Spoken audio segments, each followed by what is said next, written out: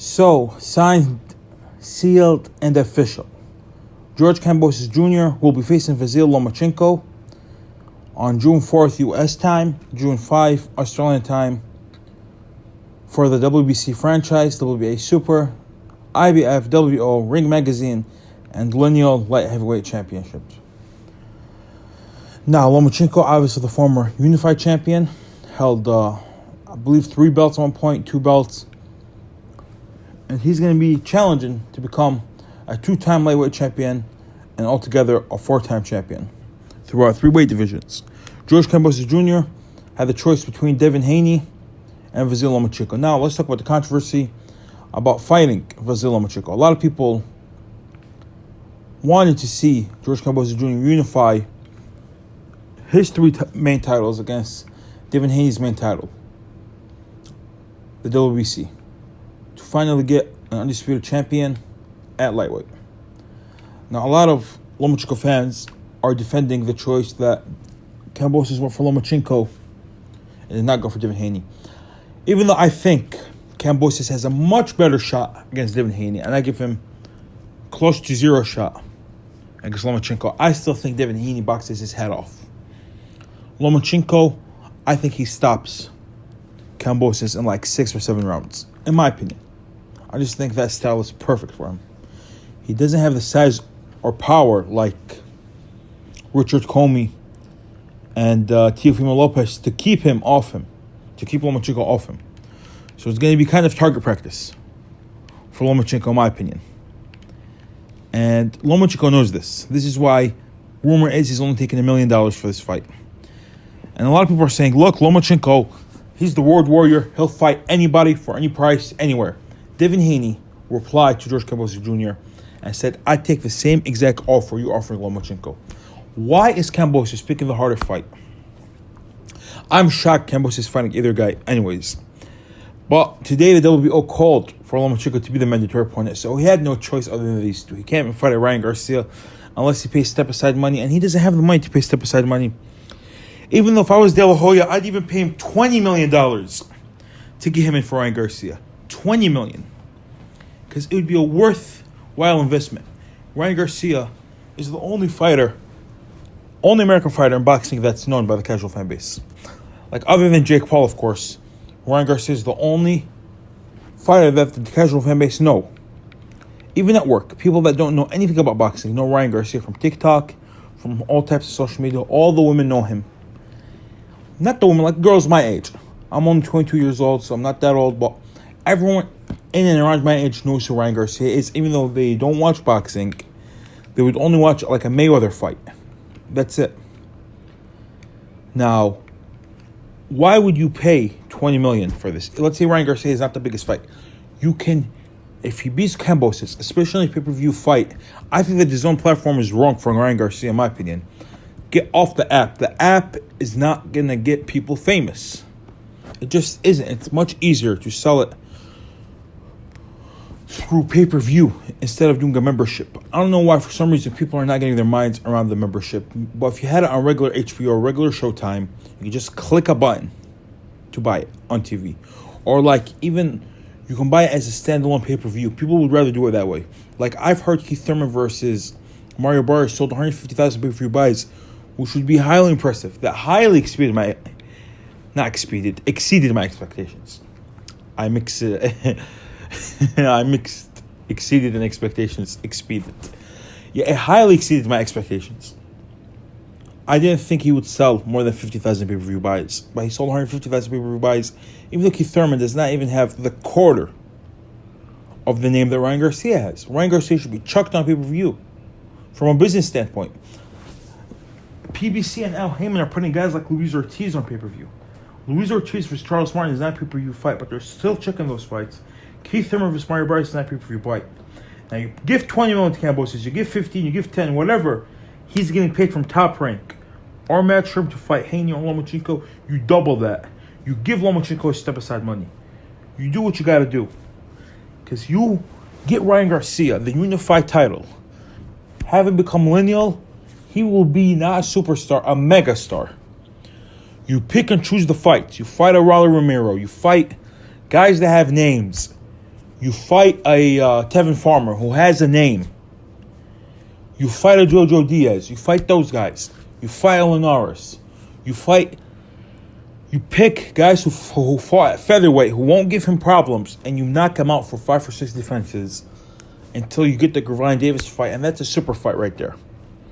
But De La Hoya seems like he's lost a step. Now he lost a step. De La Hoya seems retarded, with all due respect. I know he'd probably, I want to say probably kick my ass because I can fight as well, and I know MMA, but he'd probably beat me up in a boxing match.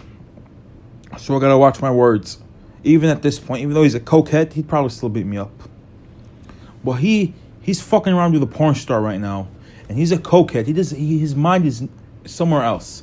And Richard Schaefer is no longer here. Richard Schaefer is the guy that built up Canelo, that made him the superstar. Not De La Hoya. De La Hoya is a dumbass.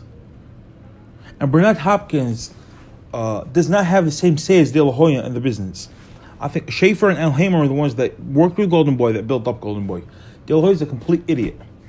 And you could tell, because Ryan Garcia, he's a star. You can even say he's a superstar. There is a bridge to make him a megastar. To get him the Kambosos fight. 5 or 6 fights down the line, he can fight Gravine Davis. It would crack 2 million pay-per-view buys, because Gravine Davis is backed by the black community. They know him. They like him. There's no reason why they shouldn't be building towards that super fight. But I don't know, man. I don't know how De La Hoya thinks. De La Hoya, throughout his Canelo's tenure with Golden Boy, they were only making money exclusively off Canelo Alvarez. It's not like they're a well-run organization that they know how to make money throughout anyone. No, they were making their money exclusively through Canelo Alvarez. So it's just funny that he's letting this opportunity slip through. Because you're not going to, if Lomachenko captures the title, even though Lomachenko might come in running head first and get caught by a left hook from Ryan Garcia, that's unlikely. And I don't think he has the balls to put Ryan Garcia in with Lomachenko. But George Kambosos Jr., that's a fight that's very winnable. But at the same time, maybe De La Hoya knows what I'm saying. De La Hoya is probably, he's probably not watching the video, but let's say he is. He's probably saying, you know what, I know that you dumbass, but Ryan Garcia, the guy that you want me to put in with Kambosos, the unified champion, was inactive for the entire year. And really, we can't trust that he'll be in fighting shape by the time he fights George Kambosos Jr. So maybe that's why. And that has to do with Ryan Garcia. He didn't fight Fortuna. He didn't fight Jojo Diaz. Had he beaten, and I know they're tough fights, but I think he would have beaten them. Had he beaten Fortuna and Jojo Diaz, he would be, with a lot of momentum, a really good resume, to have 3 decent world-class fighters, even though they're not elite. But he'd have Luke Campbell, Javier Fortuna, and Jojo Diaz on his resume. He'd look good. It would look good even in front of the hardcore fan bases. You know, this dude, I know he's still young. He's only 23 years old. He's only 24 years old. But he's already beaten 3 world-level fighters. One of them was a world champion at the super featherweight division. And then you could have him go in against George Kambosos Jr. And he'd be an overwhelming favorite, because George Kambosos Jr. is still limited, even though he lost, even though he beat Teofimo Lopez Jr. Teofimo Lopez Jr. more lost that fight than George Kambosos won it. And Teofimo Lopez Jr. is going through very, very tough times outside of the ring. It seems like he's very depressed. And I know many people are going to be like, but you took the Ryan Garcia situation very lightly. My understanding is that his wife either wasn't faithful or he beat his wife. I don't know the story exactly, but there's something going on with his wife. I've even heard people say that he found out his kids weren't his kids. I'm not making any allegations, just saying this is what I've heard. So he's going through tough times, and nothing fucks up a man other than a woman. There's a saying in Iraq, where my family is originally from. They think, if you want to embarrass a man, send a woman to embarrass him. And if you want to embarrass a woman, send a kid to embarrass her.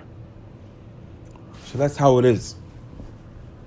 So I'm my mind and thoughts and prayers are with Teofimo Lopez. Hopefully he gets through whatever he's going through. But just because George Kambosos Jr. caught Teofimo Lopez at the perfect time does not mean he's going to be the best lightweight in the world. I don't think he's the most skilled lightweight. I know it's not even close. He obviously has good timing, good speed, but he's not the greatest fighter ever. And I think most world-class lightweights will beat him. Teofimo Lopez, I don't know where he goes from here, because if he wants to go up to light welterweight, he's not beating Josh Taylor. He's not. I think Josh Taylor, especially him mentally and physically at this point, I think it would be a very, very routine defense for Josh Taylor. Now, let's talk about Kambosos versus Lomachenko. I already said that Ryan Garcia, if I was a multi-billionaire, I would have bought Garcia's contract out no matter what it cost me and put that fight on. Because I see it. It's right there. I might even buy out Gravine Davis. There's a lot of stars that if the right promoter wants to get, he'll make a lot of money in boxing. But it's just these promoters don't know what the fuck they're doing. Now you put $10 million from Mayweather, he'll release Tank from his contract. You put $20 million from De La Hoya, he'll release Garcia from his contract. Because both these guys, they were good fighters, but they don't know shit about promoted boxing. Now let's get to the fight. Kambosos versus Lomachenko. I can't see a scenario where Lomachenko loses this fight. I just can't. Lomachenko is a much, much more stable character than Teofimo Lopez. He's not going to go off the rails. He's not going to get depressed. And funny thing is that most of these fighters that get depressed, I know a lot of men don't like zodiac signs and don't like horoscopes and that stuff, but they all seem to be Leos. Ryan Garcia, Teofimo Lopez, Tyson Fury, Adrian Broner. They all seem to be Leos. I'm a Leo myself, so I get it. We get horrible mood swings. Like, I could be happy as shit, very happy, too happy. Then something happens, I'm mad, angry, just want to take out my anger. It happens. That's a Leo characteristic. Lots of mood swings. And Lomachenko, I don't know what his zodiac sign is, but if he was a Leo, I would have remembered. He's not a Leo. Thank God for him. Luckily for him. And I think he's a much more stable character. I think he's going to break down Kambosos very quickly and stop him mid-rounds.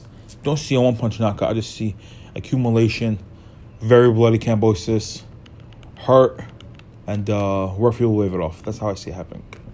Now, give me your thoughts in the comment section below. I know this video was way longer than I expected, but hey, content for you guys. And like and subscribe, enjoy the video. Sneak Boxing out.